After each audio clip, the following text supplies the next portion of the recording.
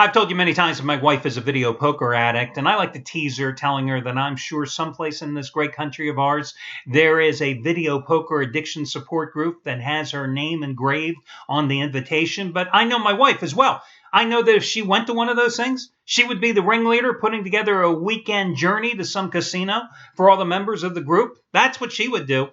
But maybe I have to stop teasing her, because I'm also starting to think maybe there might be a run line support group out there for guys like me. Listen, baseball, easiest sport to make money on. I've made lots of money already this season. I always make money in baseball season. That's the easiest thing in the world to do.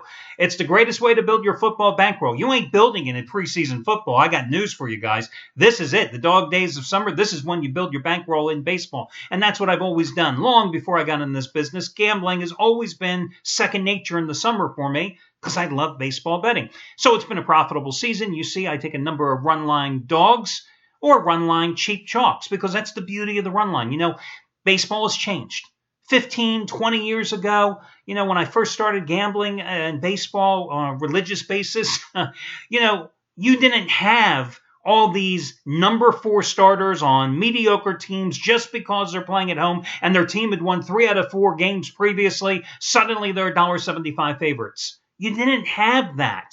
Oh, you had the big name pitchers, the Clemens, the Carltons, the Seavers, the big units, those guys that were always necessitating a run line play. But nowadays, everybody, it seems, is a run line play.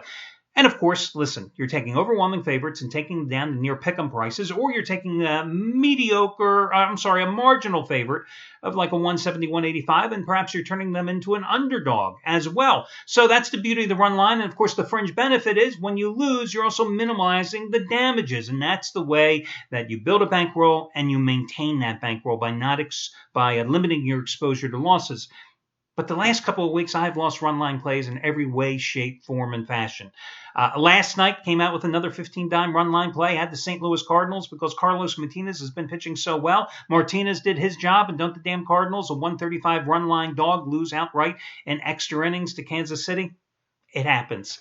So maybe the moral of the story is maybe I should be going to a meeting soon. Maybe there is a meeting out there, I can sit there and say, hi, my name is Al. I'm a run line addict. And, and everybody, of course, in that droning voice will say, hi, Al. But, oh, my God, but it's all cyclical. And that's the bottom line. Everything is cyclical in this business, guys. That's why you've always got to adhere to my advice, which is you never celebrate the wins. You never lament the losses, because people that get too high or people that get too low, they're the ones that often miss the next money-making opportunity that's staring them right in the face. Those are the guys that are constantly on the edge of the cliff. You can't be that way as a gambler, and you know it as well as I do. Now, naturally, yesterday, I also went 2-0 with the free plays, giving you winners in the afternoon with the Tigers and the Orioles. And then I lose that run line play on the St. Louis Cardinals. Go figure. Okay, listen, guys, it's a pretty weak card tonight. I have to be honest. I only have one play that I really like, and that's the game between the Cubs and the Mets. I'm going to give you a complimentary play on the Baltimore Orioles at Seattle. Listen, I have been playing the Orioles a lot this season. I have backed Chris Tillman repeatedly, and why the hell not? The Orioles are 14-2 in his starts this year. But tonight, that isn't the game that I used as the best bet. As I said, that's the Mets and the Cubs, because a little trepidation about this particular pick. And let me explain why. Tillman, again, the Orioles are 14-2 in his starts this season, right? Both losses coming among his 5 road starts. So on the road, the Orioles are only 3-2 in his starts. His last 2 starts, not particularly sharp either. Home games, surprisingly, against Tampa and Toronto, pitched a total of 10 innings, gave up 15 hits and 10 runs in those outings, raised his ERA to 4.80 in 5 starts here in the month of June. Now, this is a guy who a long time ago, the Orioles acquired from Seattle in the Eric Bedard trade. I can't remember how you pronounce his last name. He's been out of baseball so long. Talk about a lopsided trade there. He is 7-0 with a 2.96 earned run average lifetime against the team that he came up through their farm system.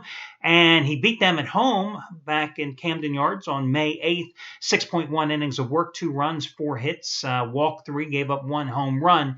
Walker is going for Seattle. He missed his last start because of a nagging foot injury. His home earned run average is 2.92, but the Mariners have lost 8 of the last 10 games he has started. The Orioles, of course, just scored 23 runs the past 2 days in sweeping a 2-game series at Petco against the Padres.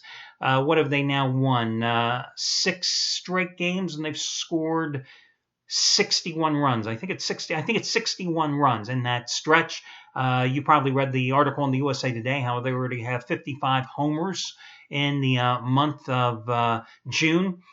Leading the major leagues in home runs. But, Seattle can put the long ball out there as well. Seattle is only 11 home runs behind the Orioles as a team this season.